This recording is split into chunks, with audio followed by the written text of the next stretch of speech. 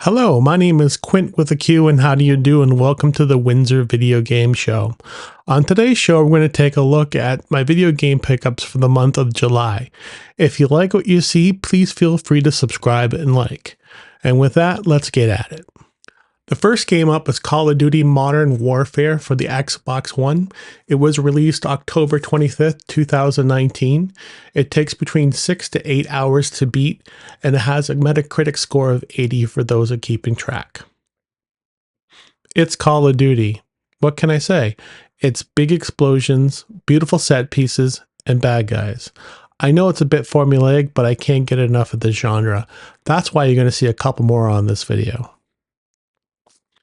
Next up is LEGO Star Wars Skywalker Saga for the Xbox One and Series X.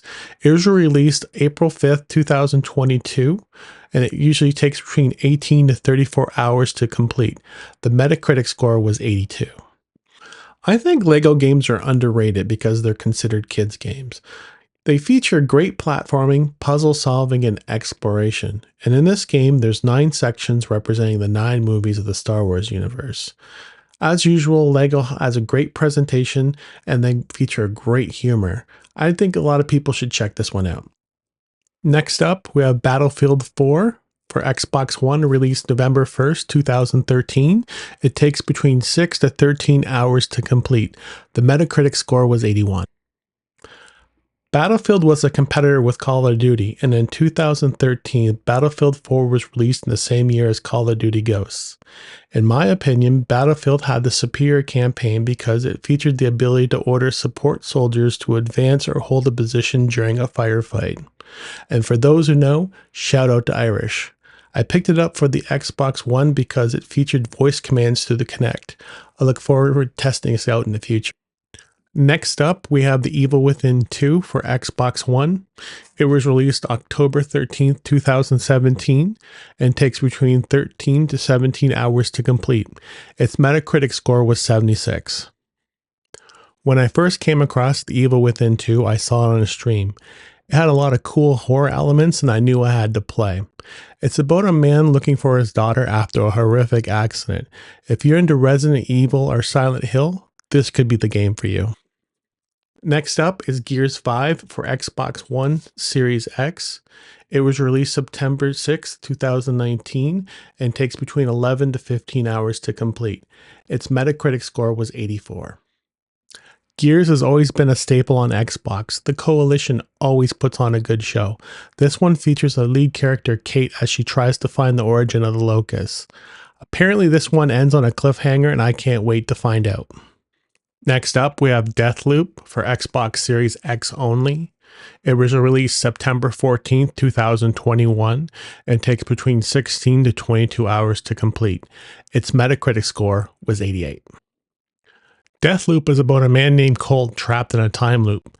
In order to break this loop, he has to kill a number of bosses. While he's attempting to do that, there's another character named Juliana trying to kill him. This game features a great 70s aesthetic, and since it's from Arcane Leon, you can either sneak around or go in guns blazing.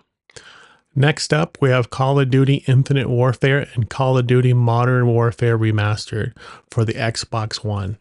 Both games were released on one disc on November 4th, 2016. Call of Duty Infinite Warfare takes between 7 and 10 hours to complete. Its Metacritic score was 77. This game features Kit Harington as the bad guy and Conor McGregor as his lackey. This game sparked controversy because it took place in space. Fans wanted a more traditional game. Me personally, I enjoyed it.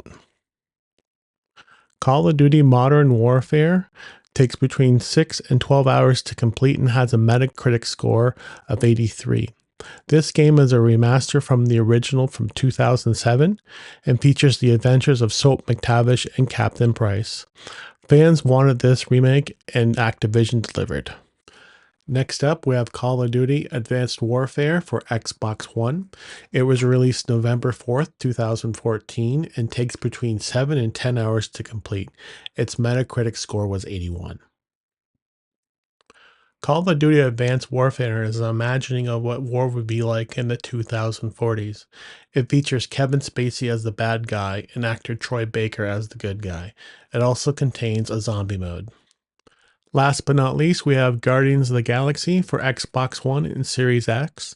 It was released October 26, 2021, and has a completion time between 18 and 23 hours. Its Metacritic score was 80. Guardians of the Galaxy is a Marvel superhero game which features third-person shooting, platforming, and puzzle solving. This game also has 4 other characters to control by using their superpowers.